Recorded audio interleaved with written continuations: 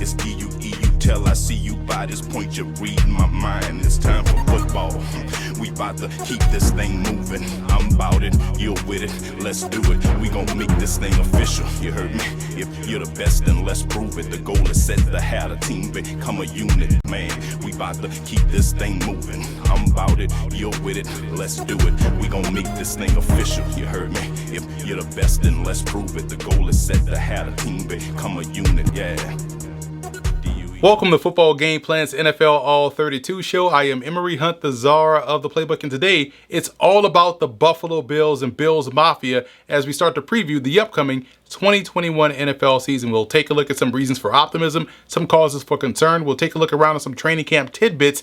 As always, we will take a look at both sides of the football and break down the position and the depth chart. But first, let's get this video kicked off by taking a look at some of the key storylines heading into the Bills season as we go into our 4-minute offense. Josh Allen's ascension last year was a major bright spot for the Bills last season. The fourth-year quarterback really broke out in 2020, having his best statistical season of his young career, tossing 37 touchdowns to only 10 interceptions and completing over 69% of his passes. It has been a steady climb for Allen as we've seen those numbers increase each and every season, and the Bills are hopeful that that trend continues as the gamble they made by taking him in the first round of the 2018 NFL Draft and the patience they've showed in allowing him to develop is definitely paying off.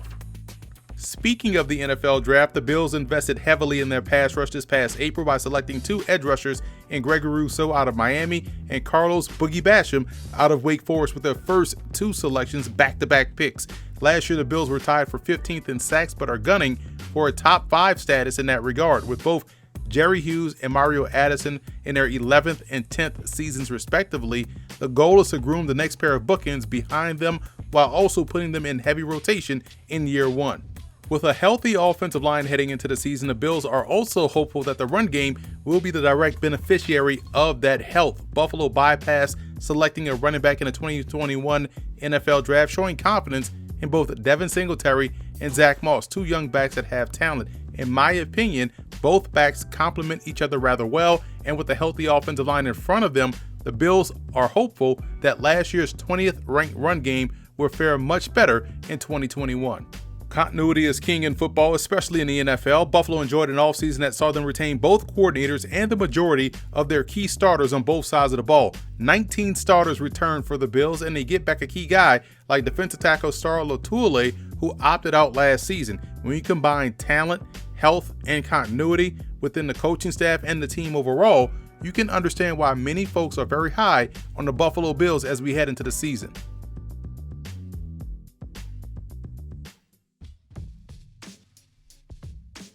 We spoke earlier about Josh Allen and the steady progress he has made throughout his career, and last season being the best yet.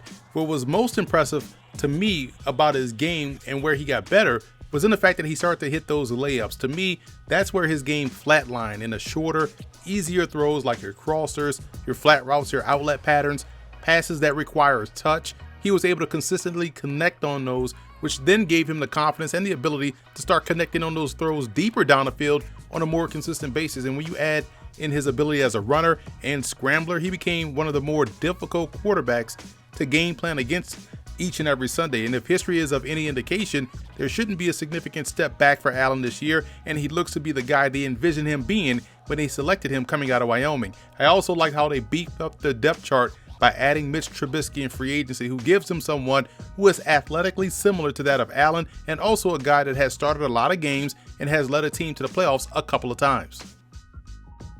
Both Devin Singletary and Zach Moss are good backs in a vacuum, and while they may not be the quote-unquote feature backs per se, in this Bills run game, they don't have to be. All they have to be is consistently functional, and what lacked from the Bills run game with these 2 guys last year, however, was a threat of the explosive chunk play, as neither have that threatening game-breaking speed, which is why the team brought in Matt Breida in free agency to help provide that burst and explosiveness. Now, the jury is still out, or still up in the air with regards to how good this run game can be, but what they have to be better at in 2021 is being able to close out games. The hope is that with a healthier offensive line, they'll be able to accomplish that goal with this group.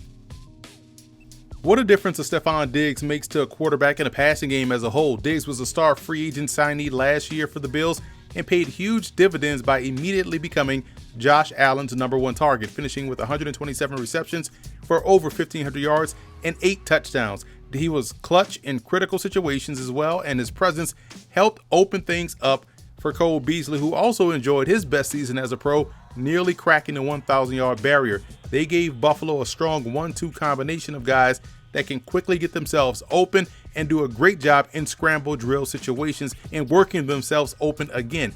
I'm also excited about the potential of 2 second-year guys in Gabriel Davis and Isaiah Hodgins. Now, Davis finished 3rd last year in receiving as a rookie, and I thought he was outstanding, to be completely honest, in that playoff game against the Indianapolis Colts. And Hodgins dealt with injury issues all last season, putting him on IR. He is healthy, ready to go, and the former Oregon State Beaver could have a Davis-like season this upcoming year. If that's not the case, the team did sign Emmanuel Sanders, the savvy veteran, as insurance. And I would also keep an eye out for rookie 6th-round pick Marquez Stevenson out of Houston. He's likely to be the team's returnman, or at least be in the mix for it with Isaiah McKenzie, but he can definitely ball, and most importantly, he can fly. At tight end, Dawson Knox faces a pivotal season as he flashed good ability in his first 2 years, but the consistency is where the team is hoping that he flatlines his game. Buffalo also gets back Tommy Sweeney, who dealt with COVID issues all last year and provides good ability as a blocker. They signed Jacob Hollister in free agency. He could factor into the mix, but I'm intrigued by undrafted rookie free agent Quentin Morris out of Bowling Green. He's kind of that hybrid big receiver type that could surprise some in camp and also in the preseason. This is where the Bills staff and fans are the most excited for this upcoming season. The offensive line is back, healthy, and ready to help spearhead another strong offensive season in Buffalo. The projected starting 5 of Deion Dawkins, John Feliciano, Cody Ford, Mitch Morse, and Darrell Williams never started all 16 games together as a unit last season, which partly contributed to the inconsistent run game. Now, having these guys on the field together helps with the continuity that I spoke about earlier, and nowhere is that more important, in my opinion, than the offensive line. Buffalo also did a solid job of stacking the depth here by bringing in capable veterans in Forrest Lamp, Bobby Hart, and Jamil Douglas, who I've always been a big fan of. They also invested in the future by drafting guard Jack Anderson and the long athletic tackles in Tommy Doyle out of Miami of Ohio and Spencer Brown of Northern Iowa, both of whom stand at 6'8".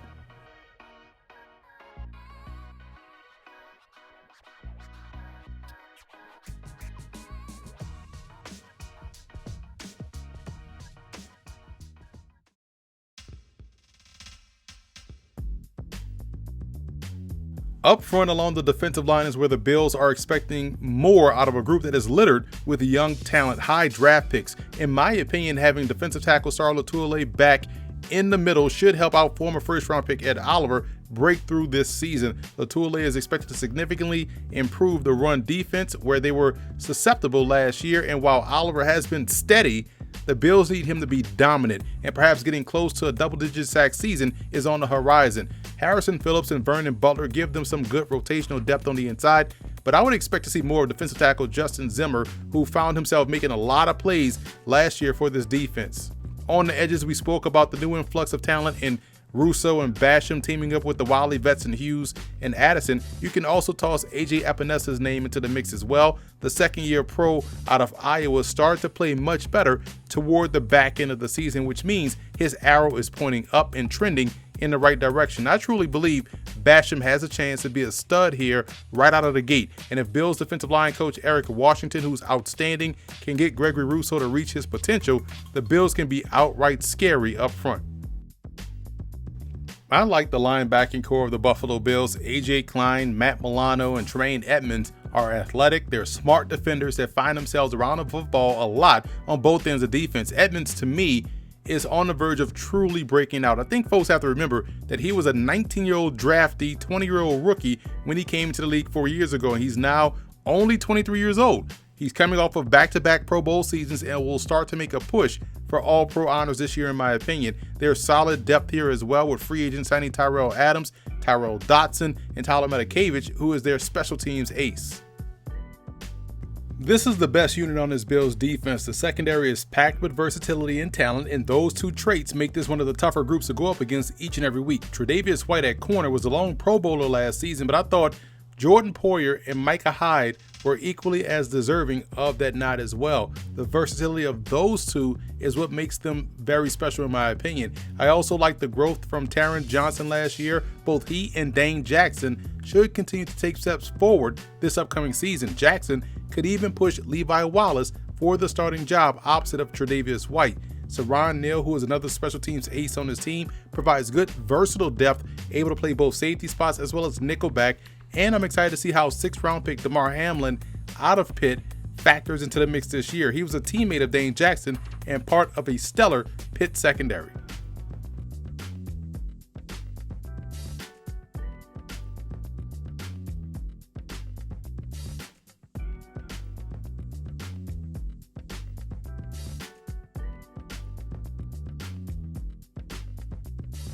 One of the reasons for optimism for Buffalo is the fact that there's a lot of continuity. We spoke about this earlier, 19 returning starters, virtually the entire coaching staff, most significantly head coach and both coordinators are returning. So you have that continuity within the scheme, within the players that performed very well last year. You talk about a team that got to the AFC title game. So having that continuity and the bulk of those guys returning definitely gives you a lot of optimism. You also look at the offensive line, the fact that it's healthy, it's a talented offensive line, all 5 starters returned healthy, ready to go from day one, which should help alleviate a lot of their issues in the run game. So you have to be optimistic about the running game because the offensive line is healthy, back for another season, and is intact.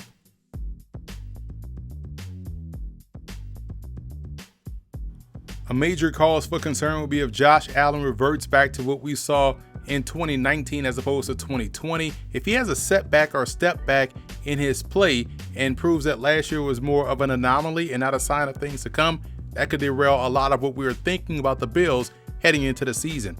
Another cause for concern would be if the Bills' defensive line doesn't step up and raise its level of play this year. They were able to get gashed a lot in the run game last year, so they got to be better versus the run, and I think their pass rush has to truly improve. So they got to get better on both ends of defense, in my opinion. The talent is definitely there. We spoke about the amount of former first-round picks that are on that defensive line, but they got to get better in stopping the run and also have to turn up the heat a little bit more on these opposing quarterbacks. Taking a look at some training camp quick hits, who's going to be a camp surprise? Offensively speaking, Isaiah Hodgins. He missed virtually all of last season, now gets a redo, and we just watched what Gabriel Davis was able to do in this offense. I think Hodgins, who was a talent coming out of Oregon State, could do the same thing. And defensively, Tariq Thompson out of San Diego State, outstanding program that produces a ton of excellent defensive backs, and he fits the mold of what Buffalo looks for in the secondary. Versatile, ball skills, has the ability to play both safety spots and down inside as a slot corner. I think he'll surprise some people with his play this upcoming summer.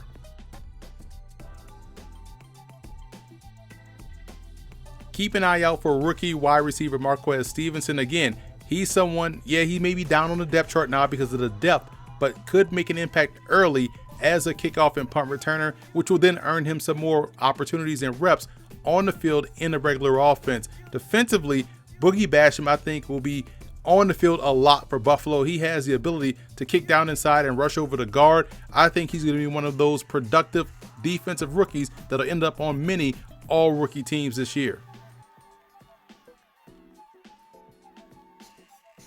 We've been talking about this the entire show. You think about what the X factor is on offense for Buffalo. It's the run game. So you look at Devin Singletary, Zach Moss having to be those guys this year. Again, they don't have to be the dynamic, game-breaking tailbacks, but they have to be able to close out games when they're called upon to do so and just be productive consistently over the course of a 17-game season. And defensively, Star Lotulelei, we talked about him earlier as well, how impactful he was to a defense that couldn't stop the run last year. When you think about why they couldn't stop the run and you combine that with the fact that he opted out last year, getting him back is going to be huge for this Bills defense.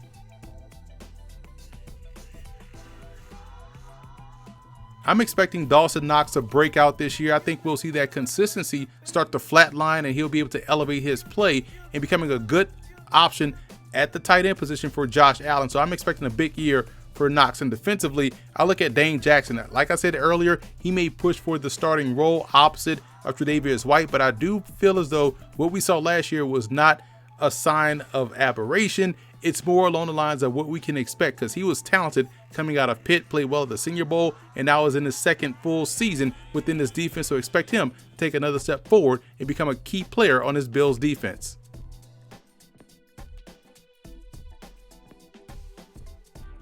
The road to the Super Bowl for the Buffalo Bills goes as follows. Josh Allen has to continue to ascend. Again, if history is of any indication, he has gotten better every year.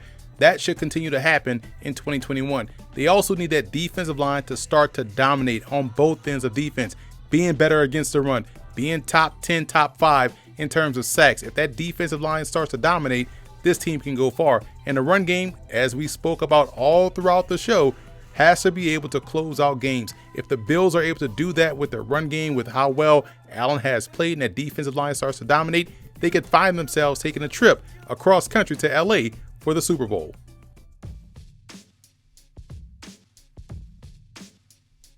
I have the Bills finishing first in the AFC East. To me, 19 starters returning, both coordinators are back, very talented roster on both sides of the ball, getting some key guys back up front defensively. The offensive line is healthy, intact. Josh Allen is growing in the right direction. Only question I have is about the run game, but overall, I believe the Bills have enough to be tops in the AFC East with the eye toward LA if things break for them once they get to the postseason.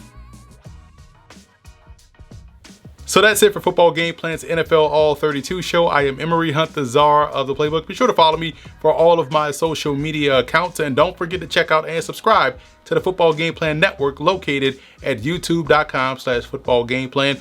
Also subscribe on iTunes to Football Game Plan Podcast and leave us a 5-star rating.